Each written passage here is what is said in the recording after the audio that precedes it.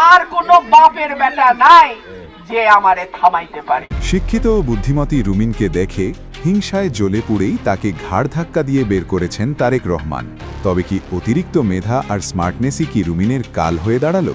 দীর্ঘ ১৭ বছর দলের জন্য জীবন বাজি রাখা এই বাঘিনীকে ঘাড় ধাক্কা দিয়েই নাকি ক্ষান্ত হননি তারেক। গুঞ্জন উঠেছে ক্ষমতার লোভে অন্ধ হয়ে তারেক রহমান এতটাই নিচে নেমেছেন যে রুমিনকে সাইজ করতে এখন রীতিমতো লেলিয়ে দিয়েছেন ভাড়াটে গুন্ডা বাহিনী। শেখ হাসিনা যাকে দমাতে পারেননি তাকে থামানো কি এতই সহজ? রুমিনও হুঙ্কার দিয়ে বলেছেন কোনো বাপের ব্যাটাও তাকে থামাতে পারবে না। আজ আমাদের এই বিশেষ প্রতিবেদনে বেরিয়ে আসবে তারেকের এই প্রতিহিংসা আর রুমিনের বিদ্রোহের ভেতরের আসল গোপন রহস্য।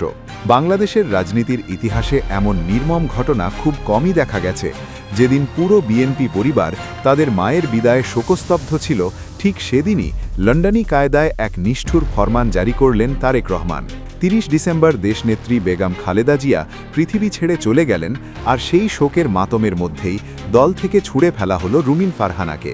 তারেক রহমান দেশে ফিরে এসেই বুঝিয়ে দিলেন তার কাছে আবেগের কোনো স্থান নেই, বরং তিনি নিজের ক্ষমতার দাপট দেখাতেই বেশি পছন্দ করেন।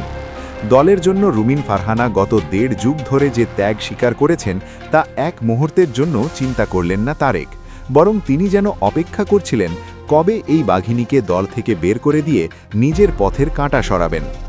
রুমিন ফারহানার অপরাধ ছিল তিনি অন্যায়ের প্রতিবাদ করেছিলেন এবং দলের হাইকমান্ডের ভুল সিদ্ধান্তের বিরুদ্ধে মেরুদণ্ড সোজা করে দাঁড়িয়েছিলেন। ঘটনার গভীরে প্রবেশ করলে দেখা যায় এর পেছনে রয়েছে তারেক রহমানের এক পুরনো ভয় বা ফোবিয়া। রাজনৈতিক বিশ্লেষকরা বলছেন তারেক রহমান মূলত শিক্ষিত এবং স্মার্ট নেতাদের সহ্য করতে পারেন না। ২০০৭ সালের ১/১১ সময়কার সেই বিভীষিকা আজও তারেক রহমানকে তাড়া করে বেড়ায়। সেই সময় মান্নান ভূঁইয়ার মতো উচ্চশিক্ষিত নেতারা যেভাবে দলের সংস্কারের নামে তারেকের বিরুদ্ধে অবস্থান নিয়েছিলেন তা তিনি আজও ভুলতে পারেননি।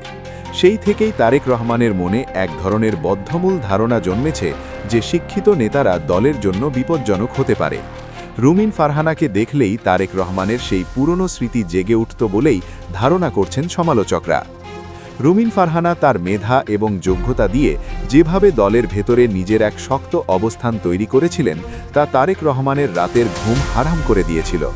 তারেক রহমান ভয় পাচ্ছিলেন যে রুমিন ফারহানা হয়তো ধীরে ধীরে দ্বিতীয় খালেদা জিয়া হয়ে উঠছেন। একজন নারীর এই আকাশচুম্বী জনপ্রিয়তা এবং গ্রহণযোগ্যতা তারেক রহমান কিছুতেই মেনে নিতে পারছিলেন না। তারেক রহমান এবং রুমিন ফারহানার মধ্যে এই দ্বন্দ্বের আরেকটি বড় কারণ হল শিক্ষাগত যোগ্যতার আকাশ পাতাল ব্যবধান। রুমিন ফারহানা একজন ব্যারিস্টার এবং তিনি যখন কথা বলেন তখন তার প্রতিটি শব্দে থাকে যুক্তি আর ধার। তিনি আন্তর্জাতিক পরিমণ্ডলে এবং জাতীয় সংসদে যেভাবে কথা বলতেন তা তাকে দলের অন্য সব নেতাদের চেয়ে আলাদা উচ্চতায় নিয়ে গিয়েছিল। অন্যদিকে তারেক রহমানের শিক্ষাগত যোগ্যতা নিয়ে সাধারণ মানুষের মনে নানান প্রশ্ন রয়েছে। মনস্তাত্ত্বিকরা বলেন একজন বস যখন দেখেন তার অধীনস্থ কর্মী তার চেয়ে বেশি যোগ্য এবং স্মার্ট, তখন সেই বসের মনে এক ধরনের হীনমন্যতা তৈরি হয়। তারেক রহমানের ক্ষেত্রেও ঠিক তাই ঘটেছে। রুমিনের ব্যক্তিত্বের সামনে তারেক রহমান নিজেকে খুব ছোট মনে করতেন। রুমিনের এই স্মার্টনেস তারেক রহমানের ইগোতে আঘাত করত প্রতিনিয়ত। তিনি সহ্য করতে পারছিলেন না যে দলের কর্মীরা তার চেয়ে রুমিনের কথায় বেশি হাততালি দিচ্ছে। এই হিংসার আগুন থেকেই তিনি রুমিনকে সরিয়ে দেওয়ার সিদ্ধান্ত নেন। তবে রুমিন ফারহানা যে সহজে মাঠ ছাড়ার পাত্রী নন তা তিনি গত ৬ জানুয়ারি আবারও প্রমাণ করে দিয়েছেন।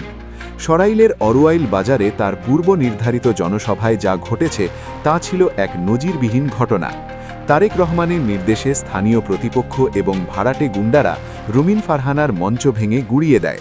তাদের উদ্দেশ্য ছিল রুমিনকে ভয় দেখানো এবং তার মুখ বন্ধ করা। কিন্তু তারা ভুলে গিয়েছিল যে রুমিন ফারহানা কোনো সাধারণ নারী নন।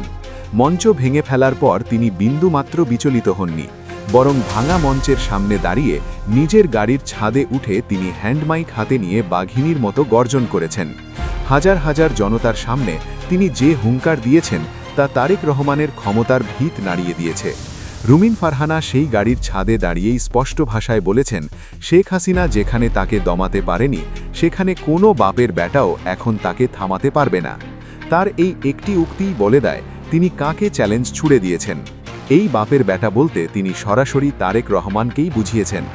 রুমিন ফারহানা বুঝিয়ে দিয়েছেন তিনি কারোর দাবার গুটি নন, তিনি মহান ভাষা সৈনিক অলি আহাদের মেয়ে। অন্যায়ের প্রতিবাদ করা তার রক্তে মিশে আছে। তিনি জানতেন তারেক রহমান তাকে থামানোর জন্য পেশি শক্তি ব্যবহার করবেন, কিন্তু রুমিন সেই ভয়কে জয় করে পাল্টা আঘাত করেছেন। তিনি প্রমাণ করেছেন হাই কমান্ডের চোখ রাঙানিকে তিনি তোয়াক্কা করেন না। তারেক রহমান হয়তো ভেবেছিলেন দল থেকে বহিষ্কার করলেই রুমিন ফারহানা একা হয়ে যাবেন এবং রাজনীতি থেকে হারিয়ে যাবেন, কিন্তু বাস্তবতা হল তারেক রহমানের এই সিদ্ধান্ত রুমিনকে আরও বেশি শক্তিশালী করে তুলেছে।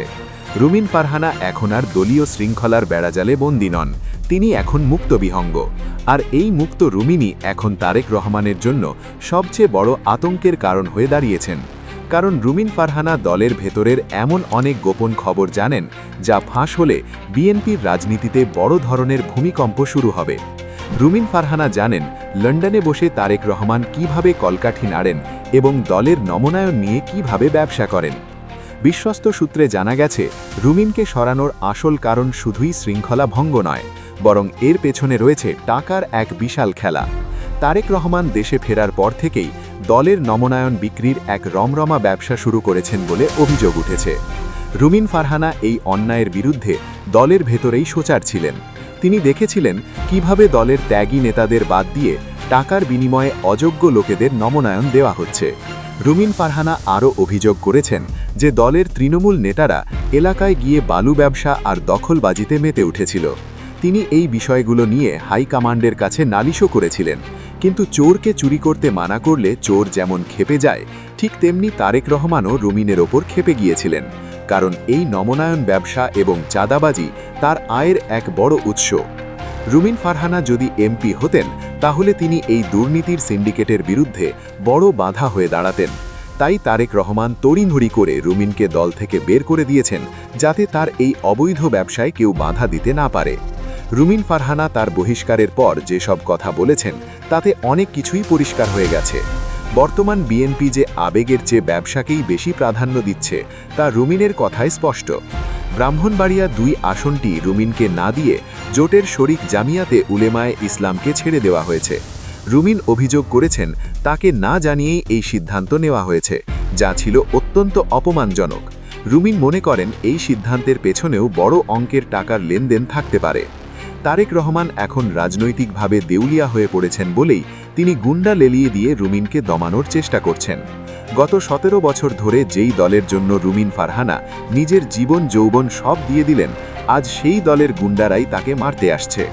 সরাইলের মাটিতে রুমিনের মঞ্চ ভাঙচুর করে তারেক রহমান বুঝিয়ে দিলেন যে তিনি যুক্তিতে নয় বরং শক্তিতে বিশ্বাসী। এটি তারেক রহমানের ভয়ের বহিঃপ্রকাশ ছাড়া আর কিছুই নয়। তিনি ভয় পাচ্ছেন যে রুমিন যদি এমপি হয়ে আসেন তাহলে তা হবে তার নেতৃত্বের গালে এক বড় চপরাতাঘাত। রুমিন ফারহানা এখন একাই লড়ছেন এক বিশাল অপশক্তির বিরুদ্ধে। ওদিকে তারেক রহমানের দলীয় মেশিনারি এবং ভাড়াটে গুন্ডাবাহিনী, আর অন্যদিকে রুমিন ফারহানার জনপ্রিয়তা এবং সাহস। আগামী ১২ ফেব্রুয়ারি নির্বাচন অনুষ্ঠিত হবে, কিন্তু তার আগেই রাজনীতির মাঠ উত্তপ্ত হয়ে উঠেছে। সরাইল ও আশুগঞ্জ উপজেলার সাধারণ মানুষ এবং বিএনপির তৃণমূল নেতাদের একটা বড় অংশ রুমিন ফারহানার পক্ষে অবস্থান নিয়েছে।